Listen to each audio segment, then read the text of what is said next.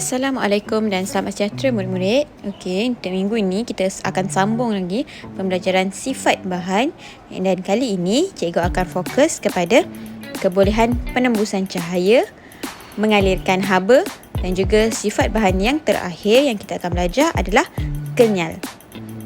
Kamu boleh rujuk buku teks muka surat 148 hingga 150.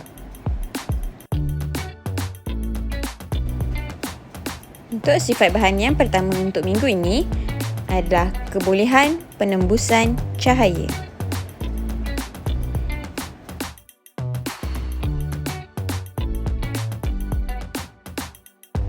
Untuk kebolehan penembusan cahaya, sebenarnya kamu telah belajar semasa dalam topik cahaya. Terdapat 3 yang boleh dibahagikan. Okey, kebolehan penembusan cahaya boleh dibahagikan kepada 3, iaitu yang pertama, lut sinar. Lut sinar ni apabila kamu boleh melihat tembus terus ke dalam objek. Okey, objek yang boleh membenarkan cahaya melaluinya adalah kita panggil sebagai lut sinar. Seterusnya, objek yang membenarkan sebahagian sahaja cahaya melaluinya adalah lut cahaya. Okey, contohnya kamu lihat melalui cermin tu ataupun bekas plastik yang berwarna, kamu tak dapat lihat secara jelas, tapi kamu dapat lihat sedikit. Itu kita panggil sebagai lut cahaya. Bahan yang bersifat lut cahaya hanya membenarkan sebahagian cahaya melaluinya. Dan yang ketiga adalah legap. Objek yang legap langsung tidak membenarkan cahaya melaluinya. Jika kamu letakkan objek yang legap di hadapan mata, kamu tak akan dapat lihat objek di hadapan kamu. Jadi macam mana nak tahu objek tu legap? Bila letak di hadapan mata, kamu akan tertutup pandangannya.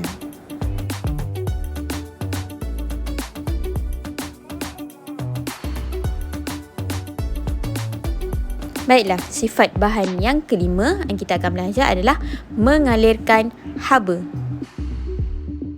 Ada bahan yang boleh mengalirkan haba dan ada juga bahan yang tidak boleh mengalirkan haba.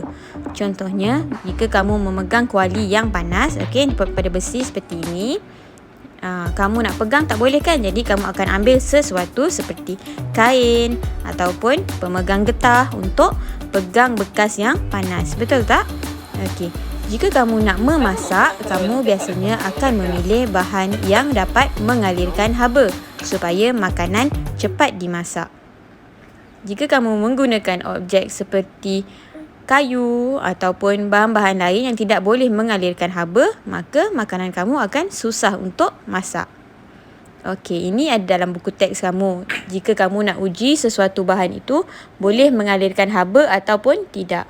Yang pertama, semula-mula kamu pilih dulu bahan-bahan apa yang kamu nak gunakan. Contohnya dalam gambar ni ada belon, ada sudu kayu, ada aluminium, kertas aluminium, plastik. Semua tu lekatkan objek yang diuji pada sebatang lidi. Kemudian yang kedua, sentuh bahagian atas setiap objek yang diuji dan tentukan keadaan awalnya. Maksudnya kamu pegang dulu untuk pastikan betul semua bahan ni sama-sama sejuk. Tak ada yang mula dengan panas. Semuanya sejuk.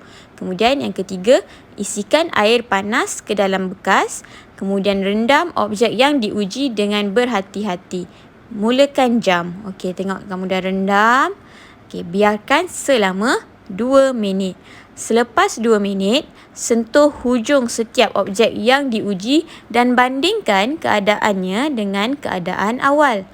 Jadi mula-mula tadi, kamu dah pegang, suhu biasa, normal ataupun jadi dah 2 minit, kamu sentuh hujung setiap objek.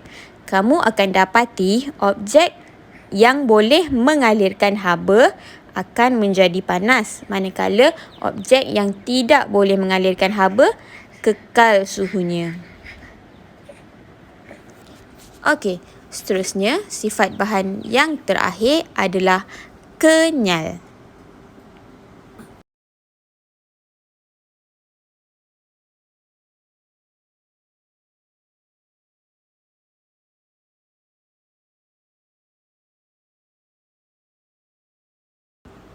Kekenyalan ialah kebolehan sesuatu bahan untuk kembali kepada keadaan asalnya sesudah ditarik, dipicit atau diregangkan.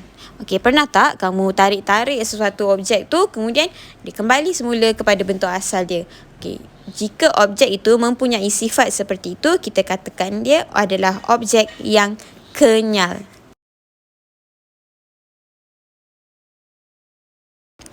Untuk melihat kekenyalan sesuatu objek, okey, kita mulakan dengan contoh belon. Pegang dan tarik belon dengan kedua-dua tangan. Kemudian lepaskannya semula. Perhatikan perubahan keadaan belon. Adakah belon kembali ke bentuk asal? Apa jawapan dia? Ya, belon akan kembali ke bentuk asal.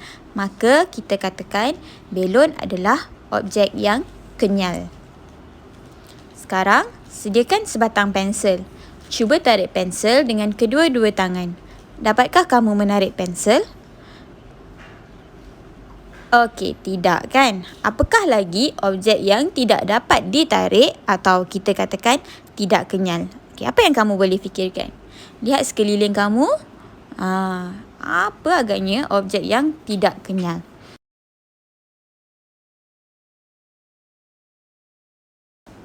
Jadi, itulah latihan kamu untuk minggu ini. Cikgu nak kamu buat jadual ni dalam buku tulis, okey? Dan uji beberapa objek untuk lihat objek itu kenyal atau tidak. Okey, boleh ditarik. Okey, tengok jadual boleh ditarik dan boleh kembali ke bentuk asal. Tidak boleh ditarik. Kamu tulis dekat tepi kiri tu dulu apa objek-objek dia, okey? Cikgu nak paling sikit 5 lah, okey? Kemudian kamu tandakan right dekat boleh ditarik atau tak boleh ditarik. Kemudian inference dia kamu tulis kalau dia boleh ditarik, inference-nya adalah objek bersifat kenyal. Kalau kamu tak boleh ditarik, contoh macam pensel tadi, okey, kamu dah tanda right dekat tidak boleh ditarik, inference dia adalah objek tidak kenyal. Senang kan? Baiklah, itu sahaja pelajaran untuk minggu ini. Terima kasih semua.